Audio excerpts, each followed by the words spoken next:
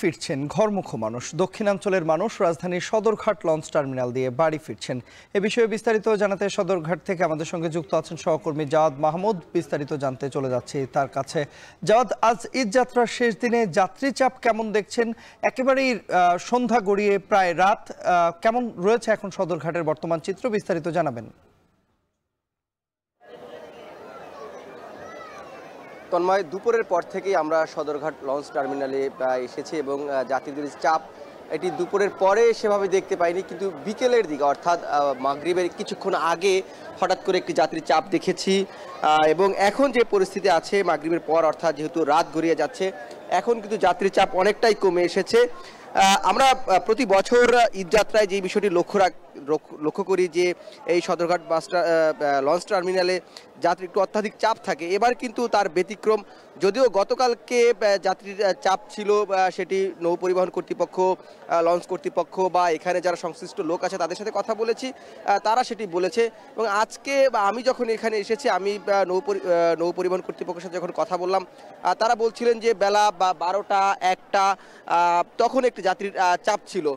কিন্তু এখানে যাত্রীদের যে বিষয়টি, যাত্রীরা স্বাচ্ছন্দ্যে যাতায়াত করছেন, তাদের যে নৌ ভ্রমণ সেটি তারা স্বাচ্ছন্দ্যেই করছেন এবং তাদের বিষয়ে কোনো অভিযোগ আছে কিনা ভাড়া কিংবা এই লঞ্চ পরিষেবা নিয়ে, সেগুলো নিয়ে আসলে কোনো ধরনের অভিযোগ সেভাবে শুনতে পাইনি। কিন্তু আজকে বিকেলের একটু আগে অর্থাৎ দুপুরের পর কিন্তু বৃষ্টি হয়েছিল, সেই বৃষ্টির কারণে তাদের হয়তো কিছুটা ভোগান্তিতে পোহাতে হয়েছিল। কিন্তু এছাড়া সব কিছু এখানের নিরাপত্তা, আমরা বেশ কয়েকবার সেনা সদস্যদের টহল দেখেছি, পুলিশ সদস্যদের টহল দেখেছি, অর্থাৎ নিরাপত্তা নিয়েও এখানের যে যাত্রী তাদের মধ্যে একটি স্বস্তির জায়গা লক্ষ্য করেছি। এই ছিল বা এখন পর্যন্ত আমার কাছে সদরঘাট। জানছিলাম নৌপথের বাড়ি ফেরার খবরাখবর। এ পর্যায়ে দর্শক, রেলপথের কি চিত্র রয়েছে সেটি আপনাদের জানাতে চাই। সকাল থেকে যদিও নির্দিষ্ট সময়ে রাজধানীর বিভিন্ন গন্তব্যে ছেড়ে যাচ্ছে ট্রেন, তবে অনেকেই ঝুঁকি নিয়ে গতকালকের মতো আজও ট্রেনের ছাদে অবস্থান করেছেন এবং বাড়ি ফিরেছেন। এ নিয়ে বিস্তারিত জানাতে বিমানবন্দর রেলওয়ে স্টেশন থেকে যুক্ত আছেন সহকর্মী শাহাদাত অভ্র। বিমানবন্দর রেলওয়ে স্টেশনের এই মুহূর্তের চিত্র কেমন দেখছেন? বিস্তারিত জানতে চাই। তন্ময়, আমি যখন দুপুরে এখান থেকে লাইভ দিচ্ছিলাম তখন কিন্তু অনেক মানুষ ছিল, বাড়ি ফেরার অনেকের মধ্যে আমি তারা দেখেছি। কিন্তু এই মুহূর্তে এসে কিন্তু তার ঠিক উল্টো চিত্র বলা চলে। এখানে কিন্তু অনেকাংশেই মানুষ কমে গেছে। তার সাথে সাথে যাদেরকে আমরা দেখেছি যে যারা অপেক্ষা করছিল ট্রেনের জন্য, তাদেরকেও কিন্তু এখন আর দেখছি না, বরঞ্চ খুব কম সংখ্যক এখন যারা আছেন তারা হয়তো বা শেষ মুহূর্তে কাছে যাদের বাড়ি, বিশেষ করে নরসিংদী কিংবা এছাড়াও যারা কিনা খুলনা অভিমুখী চিত্রা এক্সপ্রেস আছে, সেটির জন্য অনেকে অপেক্ষা করছে।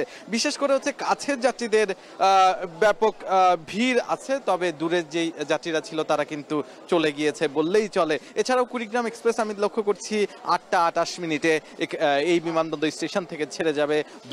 দ্রুতযান এক্সপ্রেস আছে যেটি কিনা পঞ্চগড় অভিমুখী, মূলত 9টা 13 মিনিটে এই বিমানবন্দর স্টেশন থেকে চলে যাবে। এছাড়াও চট্টগ্রামের মহানগর এক্সপ্রেস যেটি আছে সেটিও কিন্তু 9টা 48 মিনিটে এখান থেকে ছেড়ে যাবে।